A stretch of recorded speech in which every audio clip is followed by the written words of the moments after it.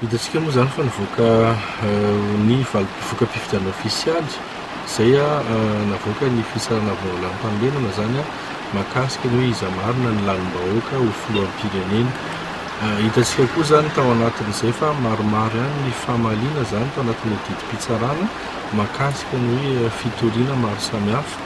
indrindra moa zany dia mahakasika ny ataontsika hoe ny bulletin unique izay nampiasaina nandritrin'iny ary tanatin'ilay fitoriana moa zany izay zavatra izay. Ny andiny faharoapolo amby zato moa zany amin'ny lalàna mahakasika ny fifidianana no manamarika hoe ahoana ny tokony toetoetry n'ilay bulletin unique ary ny délibération CENI zany no manamarika an'izay. Marina tokoa fa tokony nisy numéro de série zany arak'ilay lalàna, fa ilay lalàna zany tsy milaza hoe tsy maintsy misy, ka raha tsy misy zany dia tsy maintsy foanana ny fifidianana raha mahakasika an'izay zany. Izay ilay atsotsika amin'ny teny baiko hoe formalité substantielle, dia tsy nisy zany izay zavatra izay. Ny antony manko dia mba hahafantarana fotsiny hoe makaiza zany ny lalan'ilay bulletin unique raha manoloana ilay bureau de vote. Aza adino ihany koa fa mora ny mahafantatra zany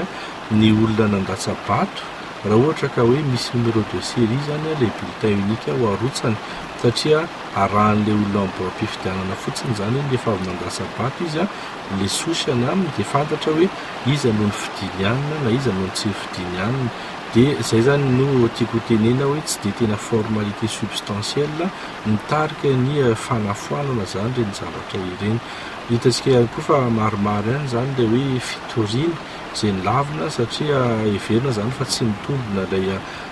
taratasy izay entina hanamarinana an'izay, ary izay moa dia efa naverina ombieny hoe ilay olona mitory dia mitondra ihany izy ny fanamarinana, fa ny mpitsara no mahafantatra hoe azo raisina ho toy ny pirofo na tsy ho toy ny pirofo. Mino ny tenako fa tokony mbola manao karazana lahadinika ihany zany izay rehetra voakasika ny fikarakarana ny fifidianana any aoriana kely ihany, mba ahafahana mijery zany hoe inona ny zavatra tsy tomombana, ahoana ny tokony entina hanatsarana an'izay, na eo anivon'ny lalàna na eo anivon'ny fampiarana ny lalàna zany iny fotony. Dia raha antsika mahafantatra fa mbola misy fifidianana anankiroa amin'ity taona ity dia ny fifidianana solombavam-bahoaka ary ny fifidianana be ny tanàna, ka tsy maintsy atao zany izay hoe fanatsarana izay. Hitantsika koa fa efa nisokatra izao ny fanavaozana ny lisam-pifidianana manomboka ny 17 ny volana desambra hatramin'ny 15 ny volana mai, dia tsara ihany ny anentanana ny vahoaka hoe raha te afaka hifidy dia aloha manatona ihany zany le nifokotany ireny mba misoratra anarana zany mba tsy ho very zany le zo amin'le hoe mahampifidy izay. Eto zany moa dia arabaina ny filoha vaovao, izy moa no lanin'ny malagasy. Hitantsika moa fa somary nidina zany teo amin'ny 27% ny tapavitrina manoloana ny fidiana voalohany izay raika amin'ny 20% na izany tsy izany nefa ny lalam-pifidianana dia mazava hoe izay mahazo ny saranisa ambony indrindra ihany no heverina sady lazaina fa ho lany zany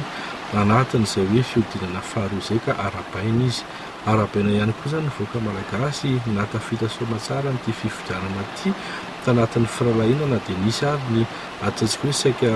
fifandomana ihany tanatin'izay, fa nalaika ny verina tanatin'ny fifanajana sy ny firalahiana zany ny vahoaka malagasy. Ny zavatra irariana angambany dia voalohany indrindra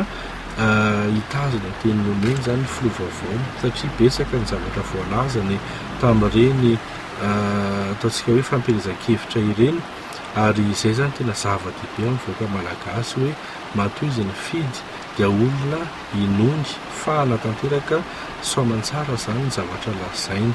Eo moa zany le hoe fampidinana ny ataontsika hoe vidim-piainana, ny fampiakarana zany ny ari-karena sy ny fahefa-mividin'ny malagasy, ny fitsonjovana azy zany amin'ny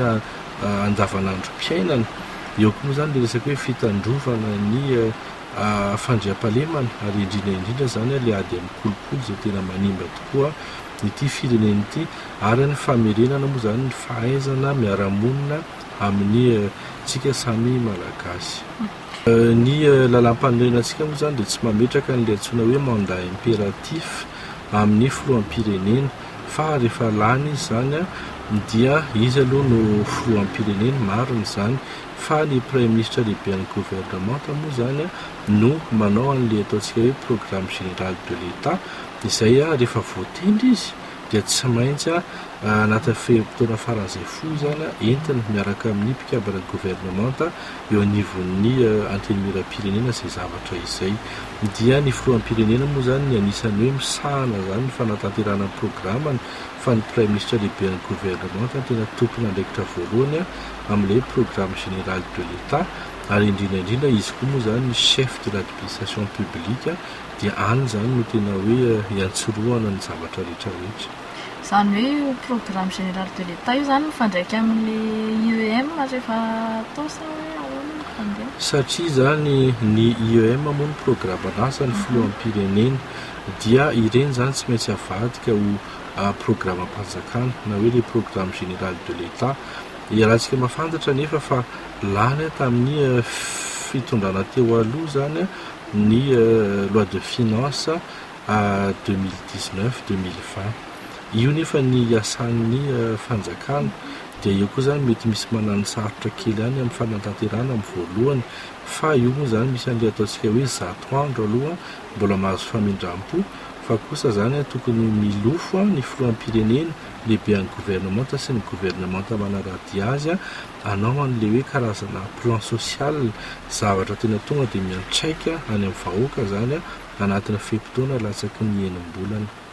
Ino kosa mety sosikevitra zany mba ahafahany manatanteraka ny asany zany hoe satria betsaka ihany no manodidina azy amin'izao fotoana izao. Rahantsika mahita marina fa betsaka zany ny olona nanoana ny filohampirenena vaovao tamin'izy mbola candidat.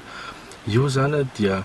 fahitako azy tokony zany fanohanana tsy misy fepetra zay aloha voalohany indrindra fa dia tena hoe ho an'ny vahoaka malagasy ho an'ny firenena malagasy zany tokony hain'ny filohampirenena soamatsara koa zany ary mino fa hainy zany ny mifidy an'ireo mpiara-miasa aminy na akaiky na lavitra satria marina hoe izy ny filoha fitaratra fa tsy maintsy ny mpiara-miasa aminy zany no anatanteraka n'ireo programme an'asa rehetra ary tokony tandrovina zany ny